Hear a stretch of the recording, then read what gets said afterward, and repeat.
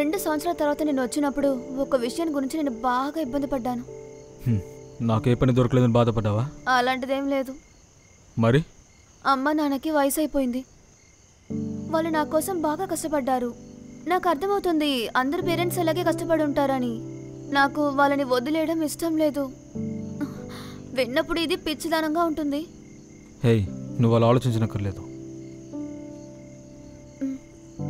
వేరే కంట్రీలో సెకండ్ సిటిజన్గా ఉండడం బాగానే ఉంది, కానీ ఈ ప్లేస్ని వదిలిపెట్టి వెళ్ళడం ఇష్టం లేదు. నిన్ను కూడా.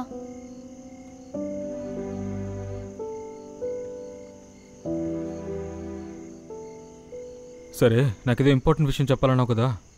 అది మనతో పాటు చదువుకున్న క్లాస్మేట్స్కి పెళ్ళైపోయింది.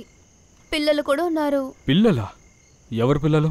పెళ్ళైపోయింది కదా, అయితే పిల్లలు కూడా ఉంటారు. ఓ, నేను చెప్పేది విను. మన గురించి ఎప్పుడు ఆలోచిస్తావు? సరిపోయింది. అసలే నాకు పని లేదు, ఇక పెళ్లి గురించి నేను ఎలా ఆలోచిస్తాను? నువ్వు జాబ్ గురించి ఏం వెతకలేదు కదా, అందుకే జాబ్ దొరకదు. ఎందుకు అన్నావు? నేను అలా అనలేదులే. పెళ్లి చేసుకోవడానికి జాబ్ ముఖ్యమా ఏంటి? నాకు కావాల్సింది నన్ను చాలా బాగా చూసుకునే వ్యక్తి. అండ్ ఐ బిలీవ్ నువ్వే నన్ను అంతలా చూసుకునే మనిషి. సూపర్. నీ ఇంగ్లీష్ యాక్సెంట్ అద్భుతంగా ఉంది. ఎనీవే, నువ్వు ఇంగ్లాండ్ దానివి అయిపోయావు కదా.